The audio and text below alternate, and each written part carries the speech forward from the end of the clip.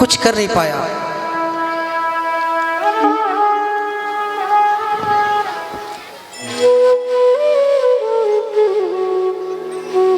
संत नारद ने कहा, ठीक है, अभी तक तुम अपने कृष्ण को कृष्ण मान के ही भज रहे थे, लेकिन कभी आंख बंद करके देखना, तुम्हें भगवान नजर दिखाई देंगे। आगे बहुत ही सुंदर प्यारी कथा आती है 24 गुरुओं की। एक दिन उद्धव जी को पता चला, पहले तो सब देवता लोग देख रहे हैं, भगवान ने तो कहा था पृथ्वी का भार उतार करके मैं शीघ्र ही आऊंगा करके। देवताओं ने भगवान के पास आए, बोले कि भगवान आप तो बोले थे पृथ्वी का भार उतार करके आऊंगा मैं, लेकिन अभी तक नहीं आ रहे हो। भगवान ने कहा सबसे बड़ा पृथ्वी का भार तो अभी मेरा पुत्र है, बच्चा है। न जाने कैसे उद्धव जी महाराज को विदित हुआ कि भगवान अपनी लीला को स्मरण करके जाने वाले हैं। उद्धव जी महाराज ने पूछा भगवान से, भगवान आप जा रहे हो तो आपके बिना ये कैसे रहेंगे? भगवान ने कहा, उद्धव एक को छोड़ करके दूसरे को पकड़ना बस ऐसी जिसके जीवन में हो जाए, उस दिन मैं मिल जाऊंगा। उद्धव ने कहा, मैं समझा नहीं। संसार से दूर होकर के, संसार को छोड़ करके और भगवान के चरणों में प्रेम हो जाना। भगवान ने कहा फिर मैं मिल जाऊंगा। संसार को छोड़ करके संसार से वैराग्य हो जाना, फिर मैं मिल जाऊंगा। भगवान से पूछा उद्धव जी महाराज ने, अगर सच में संसार को छोड़ करके एक तपस्वी बन गया, वैरागी बन गया, उनको वैराग्य की स्थिति में कैसा रहना चाहिए बताइए? भगवान ने कहा, जो प्रश्न तुम मुझसे कर रहे हो उद्धव, वही प्रश्न मेरे पूर्वज जो यदु महाराज हैं और दत्तात्रेय जी महाराज जी से पूछे थे। दत्तात्रेय जी महाराज ने 24 गुरुओं के बारे में बताया। जीवन में मैं आज भी निवेदन करूं, एक गुरु तो होना चाहिए जीवन में, जो हमको भगवान के मार्ग की ओर प्रशस्त करे, जिसे दीक्षा गुरु कहते हैं। जीवन में आप कई गुरु बना सकते हैं, जिनसे जो कुछ भी सीख मिल रही है समझो आपके गुरु है, लेकिन जो दीक्षा गुरु होता है वो सिर्फ एक ही होता है। 24 प्रकार के गुरुओं का वर्णन किए। उद्धव जी को लगा कि भगवान के चरणों में प्रेम होना चाहिए। आगे भगवान ने कहा कि उद्धव, ये संसार सपना है, संसार में जो कुछ है वो सत्य नहीं है, सत्य तो एकमात्र मैं हूं। इतने में जितने भी भगवान के जो पुत्र थे सबने मदिरा पी और एक दूसरे से लड़ते लड़ते लड़ते लड़ते भगवान के जो 99 लाख से भी ज्यादा परिवार के थे सब एक दूसरे से कट कट के मर गए। बलराम जी मन ही मन रोने लगे और बलराम जी ने सोचा ये तो होने ही वाला था।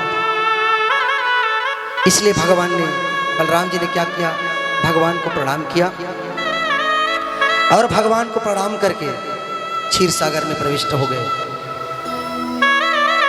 इधर एक दिन भगवान पीपल वृक्ष के नीचे एक पैर से दूसरे पैर को रखे हुए सेनावस्था में खड़े हुए एक बहेलिया आया और जो समुद्र में जो मुसल पीसे थे उसी की नोक को अपने बाण में लगाए और भगवान के पैर को हिरण समझ करके बाढ़ छोड़ दिए, भगवान के पैर में गए और भगवान घायल हो गए। रोते रोते अर्जुन भगवान के पास आए और भगवान से कहा कि प्रभु, ये दुष्टता किसने की है? भगवान ने कहा, अर्जुन ये तो होना ही था। इतने में दारुक नाम का सारथी जो भगवान का रथ जीवन भर चलाए हुआ है, प्रभु ये आपके हाल किसने बना दिए? भगवान ने कहा, दारुक जो होना था छोड़ो, एक काम करो, जो द्वारिका में 10-20 यदुवंशी बचे हैं उसको वृंदावन में ले जाओ, क्योंकि मैं अपने स्वधाम जाने वाला हूं और मेरे जाते ही द्वारिका डूब जाएगी। और भगवान ने सब देवता आज आकाश मंडल से भगवान का स्वागत कर रहे हैं। देखते ही देखते भगवान ने अपना संपूर्ण शरीर भागवत जी में भागवत जी का पूजन करके ऊपर में आ जाइए आप। संपूर्ण शरीर भागवत जी में प्रविष्ट कर दी। इसीलिए कहते हैं मेरे भाई बहन, भागवत कोई पोथी नहीं है, कोई पुस्तक नहीं, कोई इतिहास नहीं, कोई कहानी नहीं है। इस साक्षात वांगमय स्वरूप है, अक्षर मूर्ति है, शब्द मूर्ति है भागवत। आज भी भगवान एक रूप से वृंदावन में है, एक रूप से भगवान का स्वरूप श्रीमद् भागवत महापुराण में है। एकादश स्कंद यही विश्राम होता है। आगे सुखदेव जी महाराज से द्वादश स्कंद में पूछते हैं, परीक्षित जी चित्त नहीं है, ये प्रश्न हम सबका है। भाई आप सबने भी 7 दिनों तक की कथा सुनी है। सुखदेव जी कहते हैं कि राजन, एक प्रश्न मैं तुमसे पूछ रहा हूं। बोले, क्या तुम मरोगे? इस सुखदेव जी का प्रश्न परीक्षित के लिए, राजन क्या तुम मरोगे?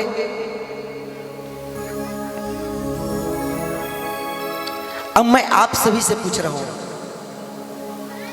मैं आप सभी से पूछ रहा हूं, बताएंगे क्या आप लोग मरेंगे?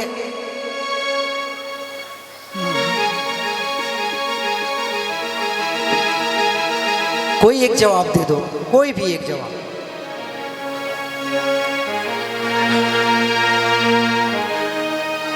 सही जवाब नहीं दे पा रहे हैं कोई लोग।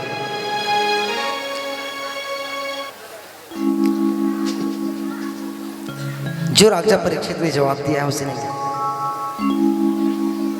क्या गजब की जवाब देते हैं राजा परीक्षित ने कि गुरुवर, मैं पैदा ही कब हुआ हूं जो मैं मरूंगा? सुखदेव जी महाराज समझ गए, परीक्षित तुमने 7 दिन तक की भागवत सुनी है, मुझे पूरा विश्वास हो गया। राजा परीक्षित का उत्तर, मैं पैदा ही कब हुआ हूं जो मैं मरूंगा? जिनको अपनी आत्मा के बारे में बोध हो जाए, समझो वो जीते जीते मुक्त हो गया। अरे मरने के बाद कौन किसको क्या पता कि मुक्त हो रहे हैं क्या क्या हो रहे हैं। जो जीते जी मुक्त हो जाए वही तो मुक्ति है। भागवत कथा ये सिखाती मेरे भाई बहन, जीते जी मुक्त कराती है। मरने के बाद मुक्त तो कराती है भागवत, लेकिन जीते जी को मुक्त करा देते हैं। सुखदेव जी महाराज समझ गए कि राजन, मुझे पूरा विश्वास हो गया कि तूने भागवत सुनी है। आज सुखदेव जी महाराज का पूजन किया, पुनः पूजन कीजिए आप, फिर पूजन कीजिए। राजा परीक्षित ने सुखदेव जी महाराज का पूजन किया और वहां से सुखदेव जी महाराज का अंतर ध्यान हो गया। आज 7वां दिन है। परीक्षित को डसने के लिए तक्षक नाग आने वाले हैं। उनके जो ज्येष्ठ पुत्र जन्मेजय ने सुरक्षा की सारी तैयारी कर दी है। परीक्षित तो जीते जी मुक्त हो चुका था, लेकिन केवल उनका पांच भौतिक शरीर बचा था। सूक्ष्म रूप लेकर के आए तक्षक नाग और परीक्षित के पास जैसे पहुंचे, विकराल रूप धारण करके परीक्षित के शरीर को डंस मार दिया, जल करके राख हो गए।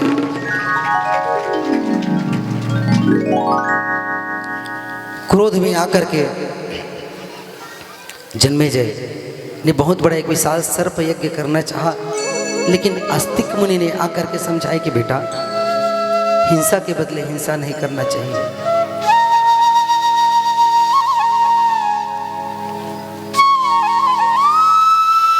अंत में सूत जी महाराज सौनकादिक ऋषियों को समझा दें कि ऋषियों,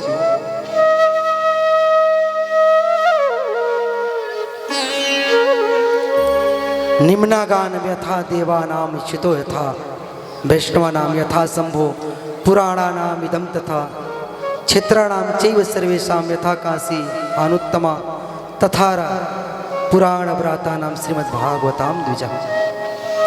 बहने वाले में जैसे गंगा श्रेष्ठ है, देवताओं में जैसे अच्युत कृष्ण श्रेष्ठ है, वैष्णव में जैसे शंकर श्रेष्ठ है, वैसे पुराणों में सौनकादिक ऋषियों श्रीमद् भागवत महापुराण श्रेष्ठ है। क्षेत्रों में जैसे काशी श्रेष्ठ है, वैसे पुराणों में भागवत सर्वोत्तम है। भागवत का तिलक श्रीमद् है और समस्त वेदों का, समस्त ग्रंथों का सार है श्रीमद् भागवत।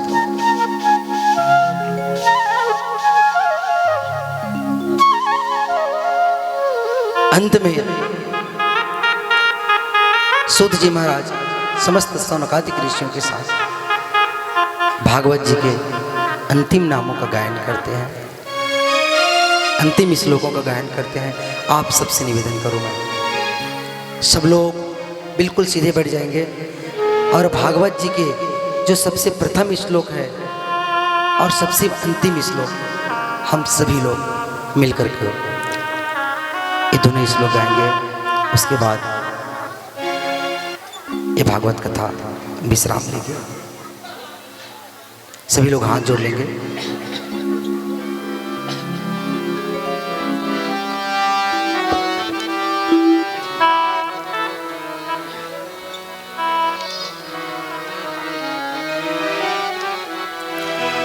कि सच्चिदानंद रूपाय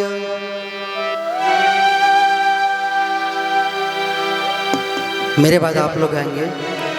सच्चिदानंद रूपाय सच्चिदानंद रूपाय विश्वोत्पत्त्यादिहेतवे विश्वोत्पत्त्यादिहेतवे तापत्रय विनाशाय तापत्रे विनाशाय श्रीकृष्णाय वयं नुमः।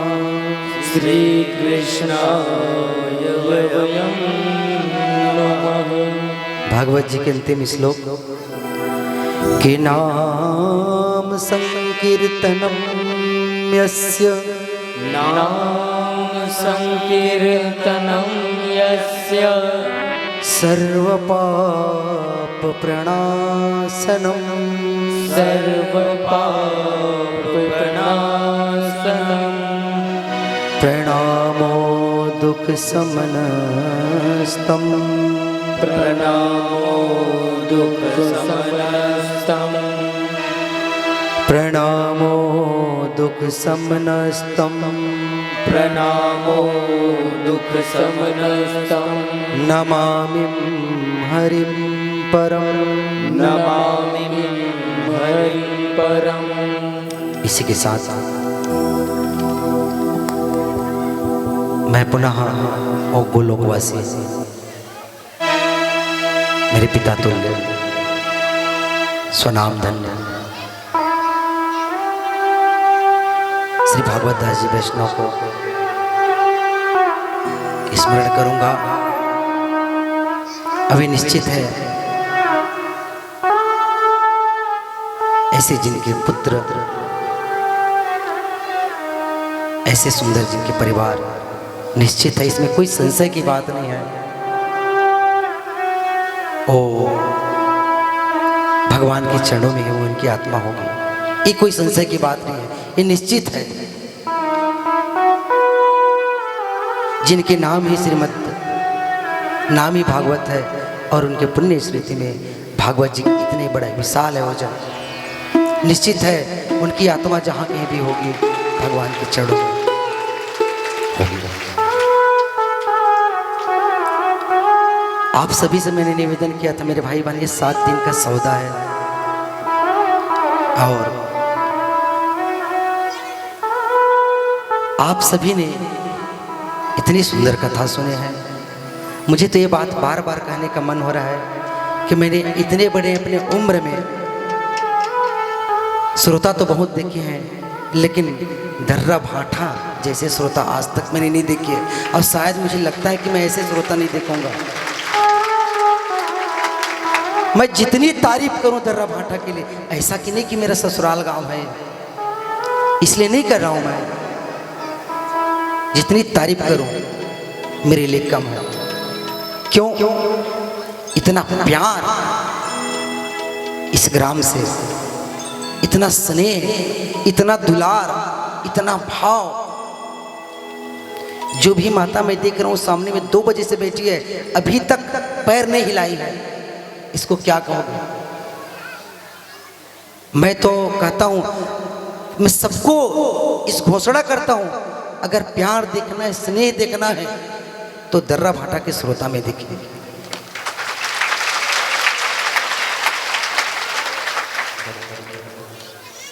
मुझ में ऐसी कोई पात्र नहीं है, ये तो आपकी महानता है जो आपने मुझे पात्रता प्रदान की और इस मंच को प्रदान की है। ये बहुत बहुत महानता है आप सब लोग की। दूसरी बात, एक और निवेदन करूं मैं, मुझे तो याद नहीं है, ठीक 20 वर्ष पहले की घटना है, जब मेरा विवाह हुआ था यहाँ, तो पूरे ग्राम ने पाई पाई चंदा करके मेरा विवाह किए थे। उस दिन भी मेरा पैर पूजे थे, और वो समय आज भी आया है, ठीक 20 साल हुआ है, आज भी मेरा पैर पूज रहे हैं। तो मेरे से सौभाग्यशाली दुनिया में शायद ऐसा कोई होगा। ये सब आप लोग का प्यार है, स्नेह है।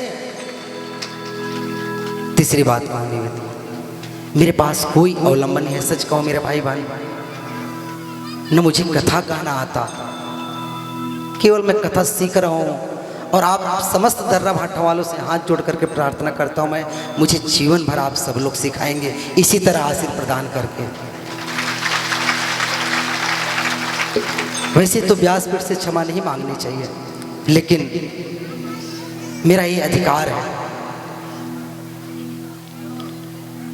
निश्चित है मुझसे कुछ न कुछ गलती हुआ होगा, बोलचाल में, कथा में, कीर्तन में, भजन में, इसमें कोई दुमत की बात नहीं है, कुछ न कुछ गलती तो हुआ होगा।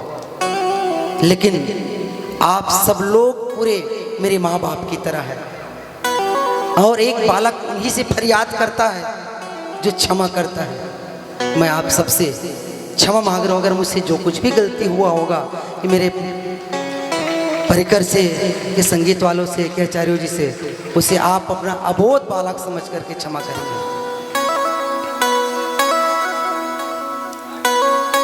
निश्चित है इस दर्रा भाठा वालों का अनेकों जन्म का भाग्य उदय हुआ, तो इतने बड़े यज्ञ का आयोजन हुआ।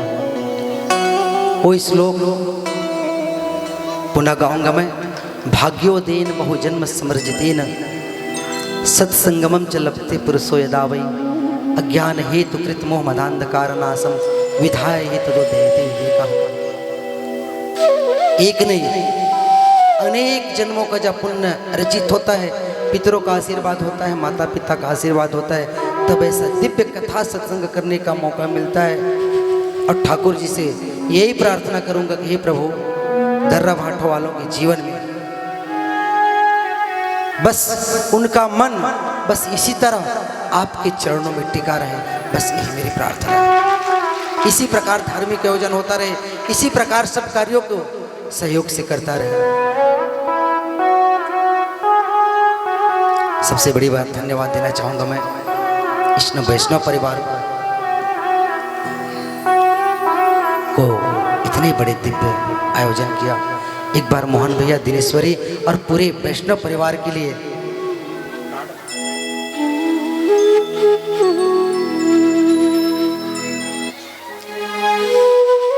श्री विजय दास जी वैष्णव, श्रीमती हेमलता वैष्णव दीदी, श्री बसंत भैया, श्रीमती जानकी वैष्णव, श्री नंद वैष्णव, श्रीमती सुशीला वैष्णव, श्री संदीप वैष्णव, चित्रलेखा देवी वैष्णव, सबों से मैं निवेदन करूंगा इस वैष्णव परिवार आयोजक परिवार के लिए आप सब लोग आशीर्वाद ऐसे प्रदान करेंगे, तालियों के गड़गड़ाहट के साथ इन परिवार वालों के लिए आशीर्वाद प्रदान करेंगे।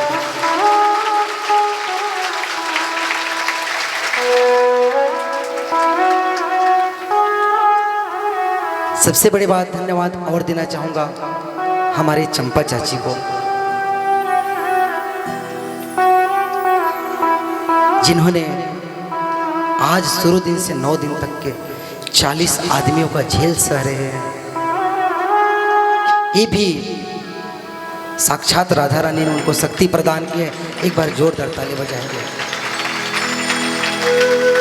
और धन्यवाद देना चाहूंगा मैं, धन्यवाद तो पूरे गांव को है, बहुत बहुत आशीर्वाद है जो नवयुवक वर्ग के भाई हैं। बहुत बहुत धन्यवाद जिन्होंने इस आयोजक परिवार को तन मन और धन तीनों से सहयोग प्रदान किए हैं, तीनों से सहयोग प्रदान किए हैं।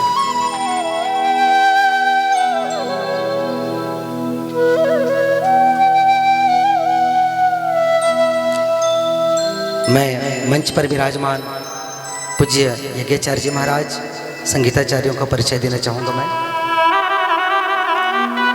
जो इस यज्ञ के मुख्य यज्ञाचार्य, जिनकी तबले में जादू देख रहे हैं आप। ऐसे दूल्हा भैया के लिए जोरदार ताली बजाएंगे। बांसुरी के धुन पर सबके मन को जो मोहे हुए बैठे हुए हैं, ऐसे त्रिभुवन भैया के लिए ताली बजाएंगे जो कि पेंड्रा से आए हैं और पेट की वजह से केवल छत्तीसगढ़ नहीं अन्य राज्यों में जाकर के भागवत की सेवा कर रहे हैं। ऐसे धनेश भैया के लिए जोरदार सब लोग ताली बजाकर, जिन ध्वनि विस्तारक की वजह से आज हम इतनी सुंदर कार्यक्रम सफल बना पाए, हमारे दिलेश्वर भैया के लिए जोरदार ताली बजाएंगे।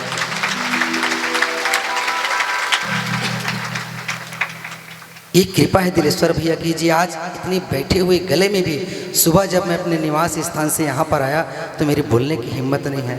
एक तो राधा रानी की कृपा और उनकी कृपा। एक बार और ताली बजा दीजिए। जो आज मैं 7 घंटे बैठ करके कथा कह चुका हूँ। एक बार हमारे वीडियोग्राफी वाले भैया के लिए ताली बजाएंगे जोरदार। इन्होंने कमरधा से आए हैं। देखिए, यह कार्यक्रम आप सब ने पोस्टर में, कार्ड में पढ़े होंगे। एक कार्यक्रम लाइव होने वाला था यूट्यूब से, मेरे चैनल से, लेकिन बहुत प्रयास किए। यहाँ 3 कैमरा लेकर के आए थे, लेकिन एक भी नेटवर्क साथ नहीं दे रहा है जिस स्थान पर खड़े हैं, इसलिए उसको कैंसिल करके सिर्फ रिकॉर्डिंग किया है। इसके लिए मैं आप सबों से क्षमा प्रार्थनी हूँ। और जोरदार भैया के लिए ताली बजाएंगे। और सबसे ज़्यादा जो आनंद प्रदान किए, जो हमारे वृंदावन की पावन धरा से धन्य है इस ग्राम दर्रा भाटा, आज धन्य हो गए। कम से कम ब्रज की रजकण तो इस दर्रा भाटा में आगे किसी न किसी बहाने से धन्य, स्वनाम धन्य। गोलोकवासी भागवत दास जी वैष्णव तो धन्य हुए, इसमें कोई संशय की